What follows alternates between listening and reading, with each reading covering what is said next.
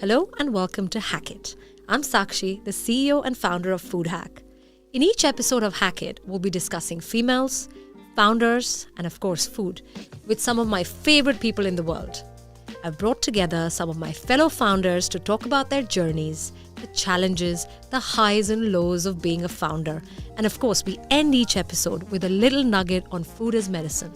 I'm super excited to share this with you, and I hope you enjoy it. Hello and welcome back to another episode of Hack It with me, Sakshi, the founder of Food Hack, and a very special guest, Nadia, the founder of Why Food. The reason why she's even more special is because she has a very similar story to mine, and I want you all to hear it from her. But in a very short nugget, she's had her own story with food as medicine. She comes from finance. She made that switch onto entrepreneurship, and I want us all to hear it from her. So please welcome Nadia. Well, thank you so much for having me here today. Tell us about your story and tell us about what made you switch from a high-paying, cushiony, comfortable job into being an entrepreneur. Yeah, absolutely. First of all, I just want to say thanks for having me here today. And you know how much a fan of yours I am. Massive girl crush. So yeah, thank you. And I love everything you do. So it's really exciting. So yeah, I'm Nadia. And basically, I guess... yeah, God, it's a long way back. It's a long, long way back. A long time ago, I set off my career in the city in investment banking, capital markets, trading roles, sales roles, broking roles, soul destroying roles, all of the above. And at some point, I just basically decided it was time for me to move on. I came from a background of family of entrepreneurs. My dad ran his own business. He sold it. Now, my younger brother had also built a business and sold it to AirAsia. And my mother runs her own business. And so I was like, at some point, I was going to make a switch into running my own business. And also, I guess I just really wanted to do something that meant something super meaningful to the world. So I left and I didn't know anything about anything other than food, because that's what all bankers know, because of basically your banking, and then you're also planning your breakfast, your lunch, your dinner, where you're taking your clients. So the only other thing investment bankers know is around food. So I literally started thinking about how could I work in the food and drink industry. And also my grandfather was a greengrocer. My grandmother ran Mitchell and Butler's pubs, who are now one of our clients. And so I was just like, okay, food, it makes sense. But I knew nothing about food. So I just basically decided to join a food tech startup on a part-time basis whilst running an independent broking business and maintaining my finances that way. And what I learned, it was really difficult to combine food and technology. We can get into like all the reasons why later, but it was super, super difficult. So with a group of other people, I set up a meetup called Food Tech Wednesdays, and we just went, if you're a food tech founder, come to the pub on Wednesday night. And lots of people, incredible people from the food tech industry showed up with ideas, literally. I love that. Yeah, just literally ideas. I love that. Like ideas of like, yeah, we're going to get people to pick up food from the pub. And turns out nobody wants to pick up food from the pub. Or ideas of like, we could take on Just Eat. That's Deliveroo.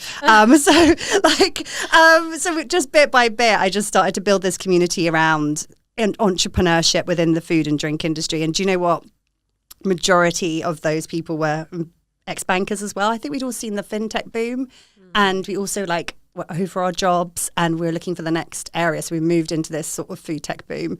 And yeah, this meetup developed into a big festival called London Food Tech Week, which then developed into what Why Food is today, which is a global community of around 24,000 food and drink businesses and companies, everything from the smallest to the biggest, across the whole supply chain. And yeah, we help them figure out their future food landscape and what's coming up in the future, as well as sort of build, I guess, the insight and intelligence that they need to develop their businesses, as well as the connections and partnerships that they need to do that.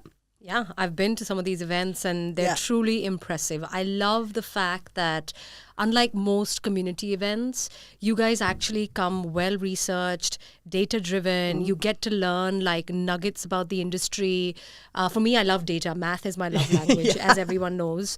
And I just, and I come back from a Why Food event, networked with people, but at the same time learned about, this trend is growing at X%, and, this is the new innovation in this industry and in parallel industries. So I think you've done a phenomenal job. But tell us what made you, what was the pinpoint, part of your journey that made you switch over to entrepreneurship? What was that decision? That moment? I've had enough, I promise. I mean, there was a moment where I quit my last role in finance by just telling them to go their job. Yeah. And I won't do the hand action that I did with it. But yeah, I think at some point there, you feel that you're not really adding any value to anything. And I came from a very creative family who had all contributed to some sort of value within the world, and I wanted to be part of that story. I just didn't know where my passion was, and I had to build that up slowly and gradually. And I really, think if anyone's getting into any business, because we're going to get into this in a bit, I'm sure, setting up a business is so hard. Do it in something you love, like really something you care about. So if you don't, otherwise you're never going to make it to the end. And so I guess I just really wanted to take the time to find something that I was passionate about. And I did that by leaving banking and setting up my own boutique broking business with a business partner, which meant I had more flexibility and say over my lifestyle whilst I figured out where I wanted to go. So yeah, it was just a desire to do better. So tell us about this lifestyle you mentioned. So tell us about this your journey into food as medicine. So this is one of the. I think this is again a reason I'm such a big fan of what you guys do. I've had like a bit of a crazy health thing recently. I say recently, last 2.5 years. So without going into all the diagnoses, and because the reality is, and when you hear the story, lots of people don't actually know the exact details, and there's a lot of different hypotheses out there of what's happened to me. But basically, 4 hours after taking the vaccine, I was in an ambulance with a suspected TIA, which is it is a mini stroke. And the long story short is, since that point, I've been dealing with a neurological response to life.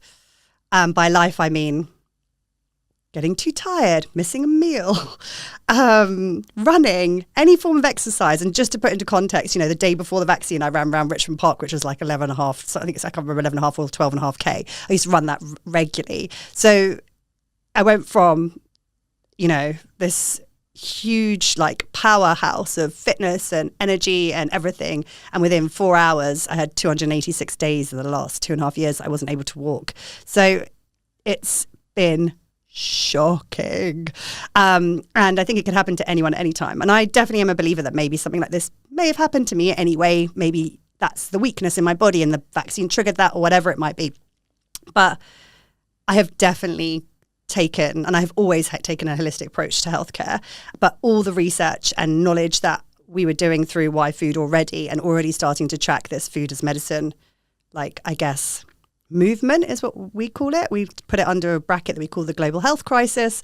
And then under that, we look at this food as medicine track, and really looking at how do you deal with actual specific conditions using food and drink and lifestyle changes to be able to address those. And, all the reports we've been reading had been showing somewhere between 80 to 90% of chronic conditions could be addressed through food and diet and lifestyle changes. And that we knew huge amounts around gut health. We knew huge amounts about brain health. And obviously I was suffering from neurological symptoms. So it felt that I needed to both restore my gut health and my brain health. So I took a really long and strategic approach of supplementation, diet changes, acupuncture, and various other oxygen chambers, those of anyway. Lots of other things I did, which are a little bit wacky and out there. Alternative therapies, and managed to restore my health to the point where I can now run again, and I can now be on a podcast, and I can, run my business, and all of those things. But I think I actually see it as this major blessing, because I think that I've now put certain practices into my life.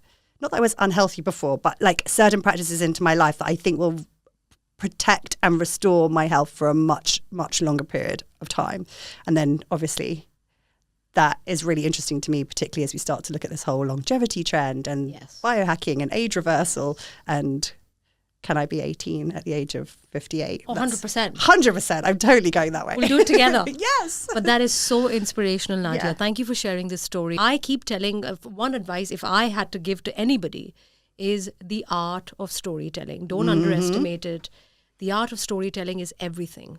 Yeah. Combine all the bits of your achievements, your passions, and create a story, a nicely flowing story, which is not too long, which is not too short either, and then practice it. And maybe that might help with confidence. I think storytelling is the key to getting any message across. Yeah. So yes, it's something that we spend a lot of time training founders on, and 100% I think it probably can build confidence, particularly if it's an authentic and genuine story. Yeah, yeah. So tell us one thing that you are absolutely sick of hearing as a founder, as a female founder and as a founder. So how's your business going? That's true. Actually, As if you've kind of built Facebook in 2 weeks. I mean, it's from people who you just can't even answer the question to, because you're like, if I told you what my reality was like on a day-to-day basis, you will have a heart attack on the spot. It's not that I can't answer that question. So my only question is, great. Yeah, fair enough. What are the challenges?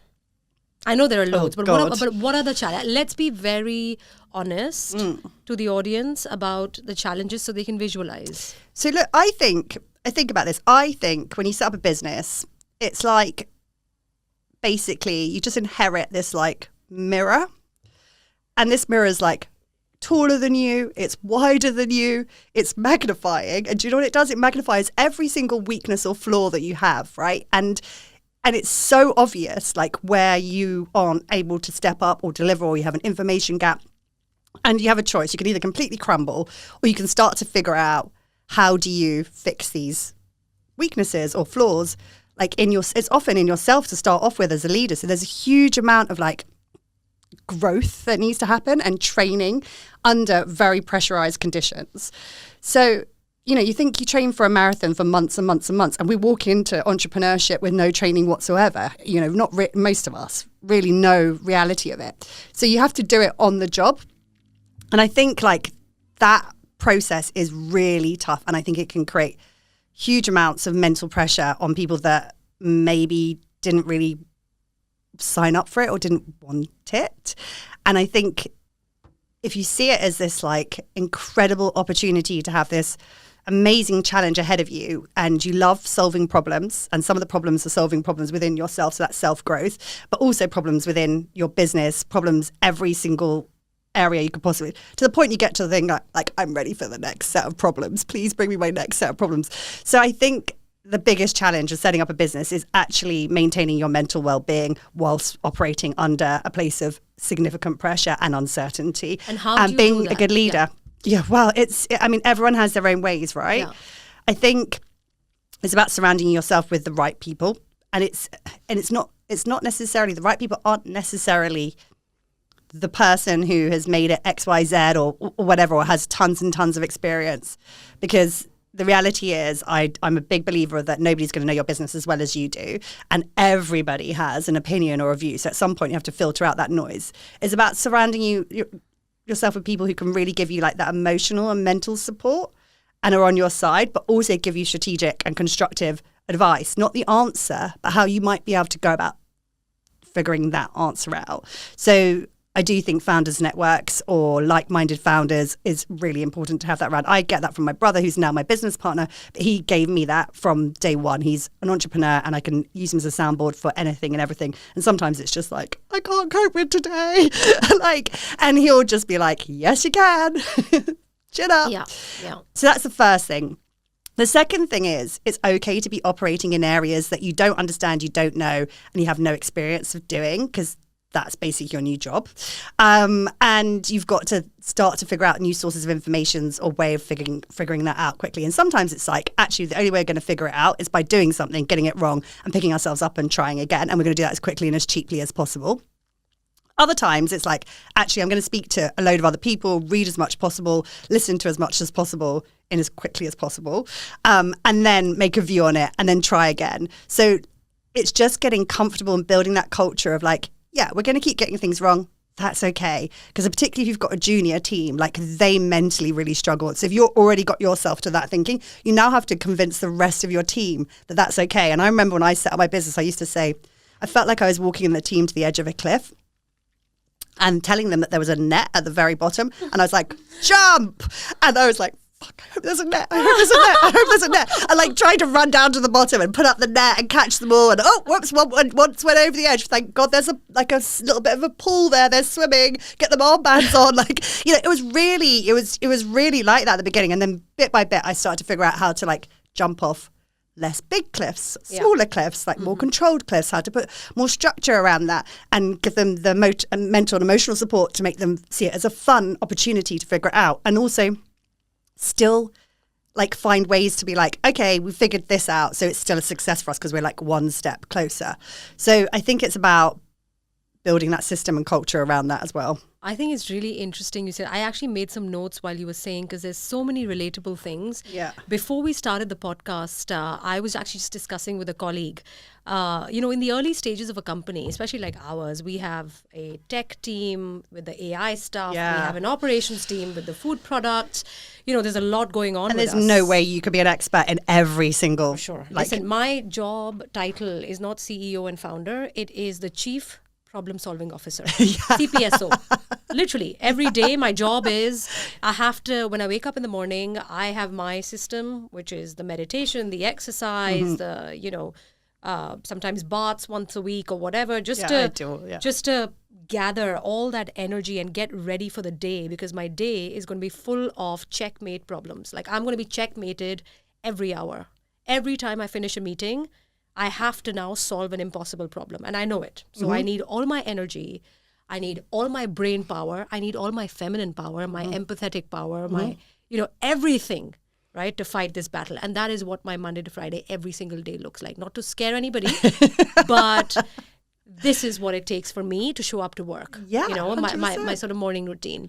But it's funny you talked about energies, because at my stage of a company, at our stage of a company, early stage, as you're building this company, there is a lot of people you hire who are on their own journey, and some people last with you till the end, till you take this thing to an IPO and conquer the world, right? Like your founding team. And some people have a short journey with you for whatever reason. Yeah. And when people move around, like when you hire someone and then they want to leave after a year, we notice such a change in energy. I notice it, you know.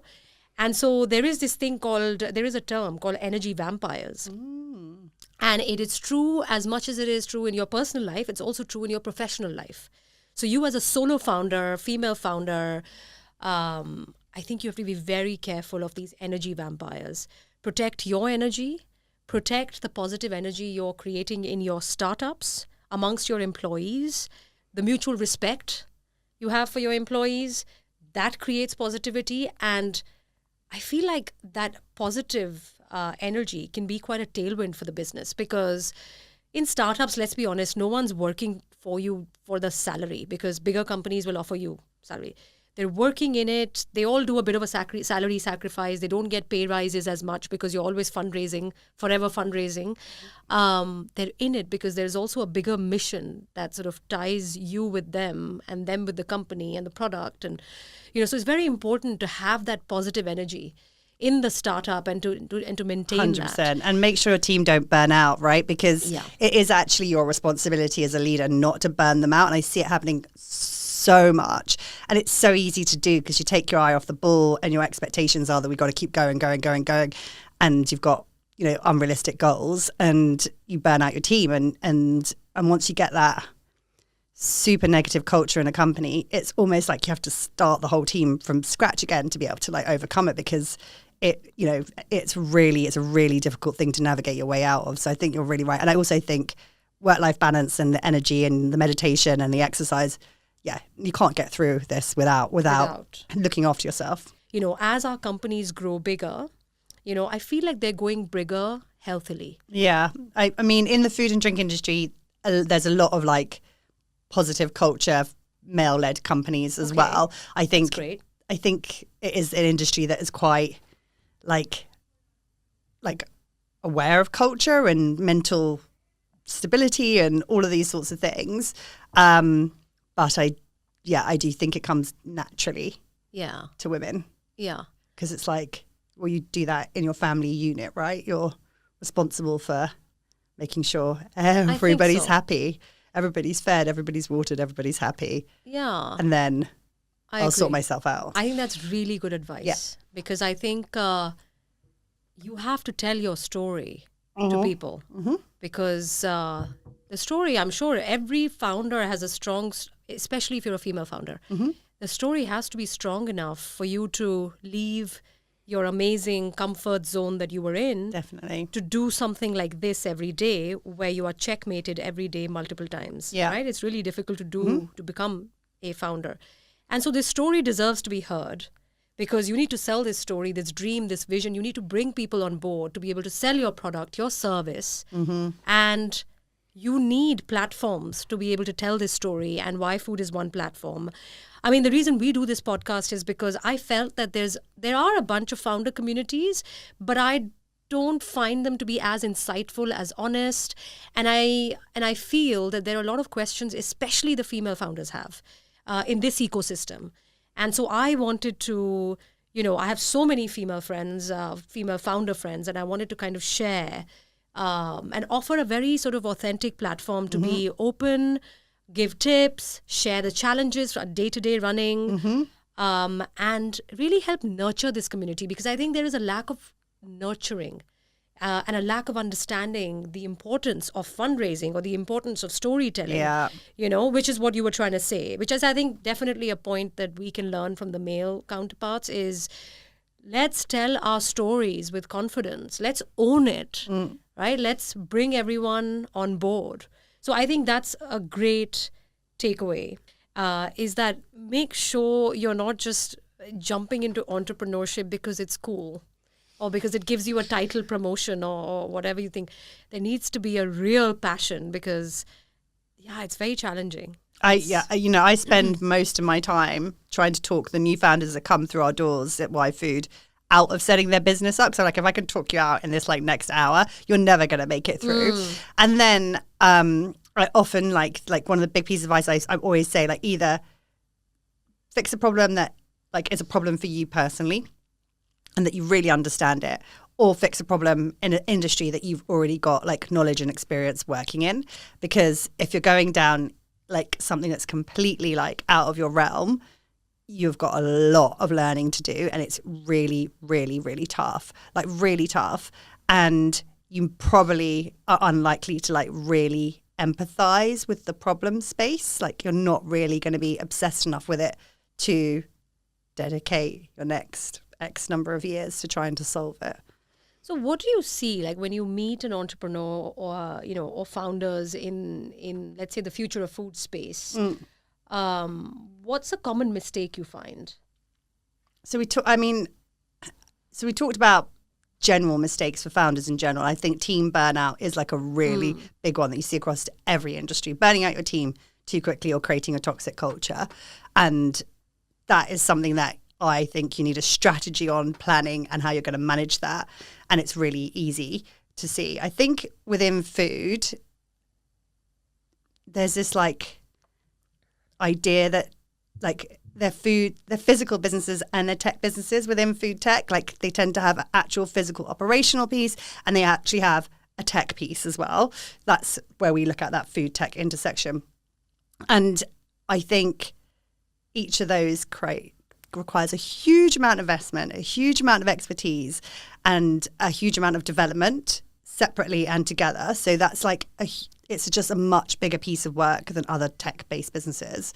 And then I guess the second thing around that is because if it does physically end up somewhere, like it's underestimating the understanding or impact on your commercials of density and building up that can like density in certain areas, like going too big too quickly, not understanding how you're actually going to move the commercial metrics within that. And I think you often see either very techie people coming in or very foodie people coming in and something goes wrong somewhere. Unless you're like us. Food is medicine plus technology. That was a very shameless plug. So when can you tell, like what are some of the early pointers in your mind when a startup is going to be successful or probability of success versus this is doomed for failure? Do you know what? I've just got so good at picking this out. I are so good at it. And do you know what? It's not always the idea or the concept. And I will basically obviously we started this meetup in 2013 and I saw the idea of Olio and Too Good To Go come through the door 100 times. And at the time it was completely radical. And if people don't know what Olio and Too Good To Go, they're both food redistribution channels. Too Good To Go they grew from redistribution within food service, so hospitality, where there's surplus food left over and you could go and pick it up. And Olio grew from actually surplus food in people's homes, but they both have integrated like strategies that have come somewhere in between now. So anyway, I saw that idea come through the doors a million times. And I mean, it was so out there because the idea that somebody would eat somebody else's leftover foods at the time was nobody would have gone near leftover foods in the way it was pitched or positioned, right? So I almost and this is the last time I ever laughed at an idea, I almost found myself laughing this idea like out the door. Do you know what I mean? I really found it ridiculous. And actually, when I met, Tessa from Olio and when I met the boys, Jamie and the boys from Too Good To Go, I very quickly realised it wasn't the idea. It was the teams behind bringing these ideas forward. The execution. And yes, and actually for very different reasons, you could flag both Tessa and Jamie as people who are going to take these businesses forward. Did they have the exact right model right now? No. Did they have the kudos, the energy, the passion, in Jamie's case, the storytelling and the media, the PR ability to be able to tell that? And, we put them straight up in London Food Tech Week. And I remember having them pitching to this room of like experts. And I won't name them, but like some very big industry players like, this is never going to work. I remember it really clearly. And I thought, I have been saying that for years, but I can tell you there's something about these boys. They are going to make it work. They're going to make it work. And I felt the same when I met Tessa from Olio. It was just exactly the same feeling. And it was to do with the credibility, the kudos, the way they had approached the analytics, the analysis of their business, their market, their segment, the understanding of it. And, that credibility helped them raise money, which then helped them take that concept forward.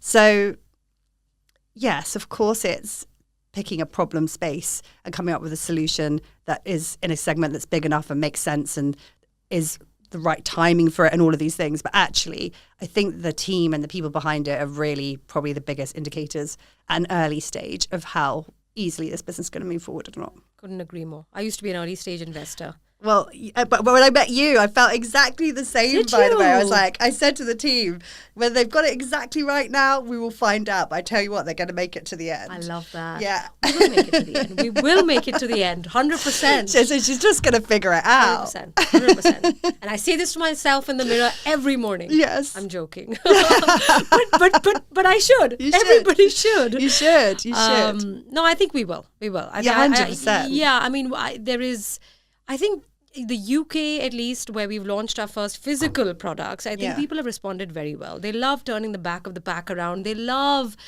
seeing our clean ingredient labels. Yeah. So clearly there is this, health and wellness as a trend has been on a rise. And I'm obsessed with checking the back of the labels. So then when you find a brand that you can really just rely on to have done that for you and understood all that. And when I tested them all, they taste great. So it was just, it made everything so much easier. Yeah, people here have been loving our products, which is one reason why I like this market. I wish it was bigger, like consumerism, like the US. Mm-hmm. But I think one of the things I love about this market is it's a very health and wellness focused market. They turn the back of the pack around. They read. Mm-hmm. Our customer base is very nerdy. They love the fact that we can give them, because we strip out all the bad stuff. Mm-hmm. We put in all the good stuff. Automatically, it ends up being local. You're not starving yourself, but you're still sort of looking after your health, your nutrition, and you're keeping fit and you're sleeping better. Mm-hmm. And so the response we've got has been really, really good in the market, touch wood. Actually,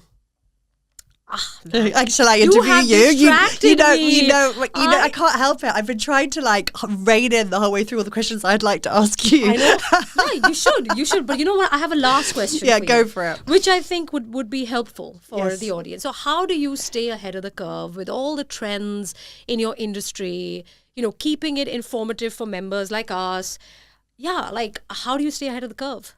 So, I always call us a community-driven insights company. So we learn a lot of what we know from our community, and we speak to, we run themes. At the moment, we're running a theme called Heal, which is around healing the planet and ourselves and the intersection of the two.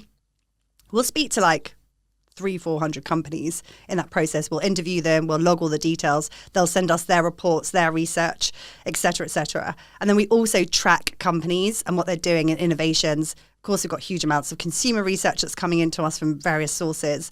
And so we start to like paint all of that on top of all of the problem space. And we're listening to the food and drink industry, the food tech businesses, the data that's coming in from all of that, overlaying it all together. And then very quickly, it becomes super easy for us to, paint a picture of what the future of food looks like. So we track, technological innovation. So, is that technology even viable right now?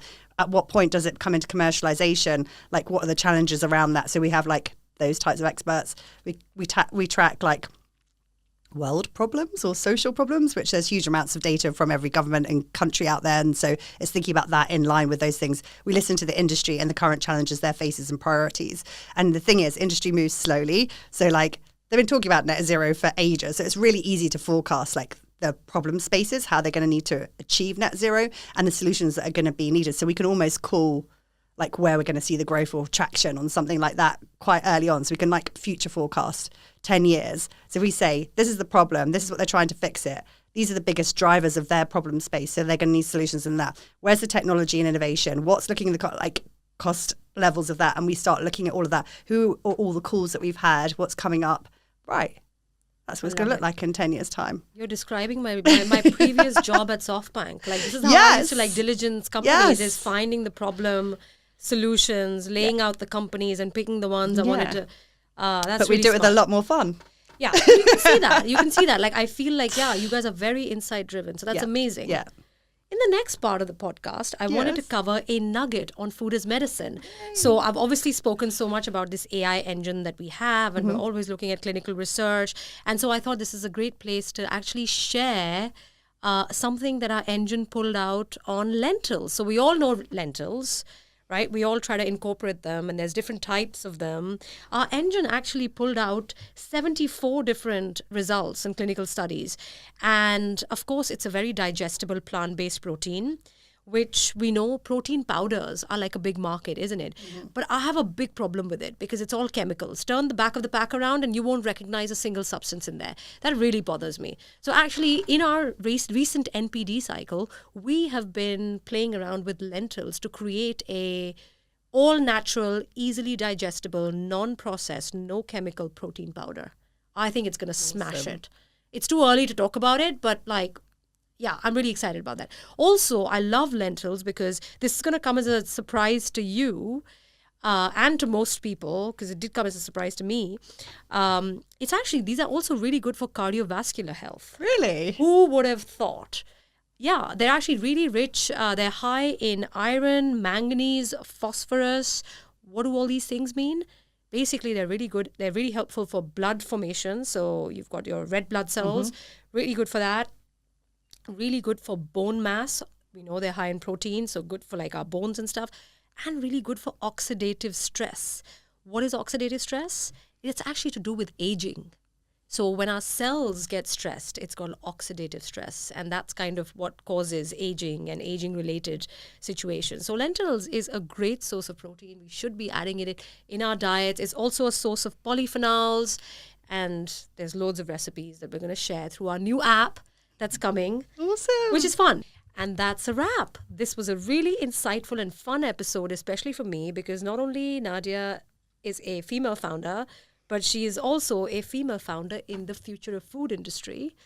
So hopefully you all find lots of fun nuggets. You learn about food, you learn about entrepreneurship and what it is to be a female founder, and hope you enjoy it. I just really love avocados.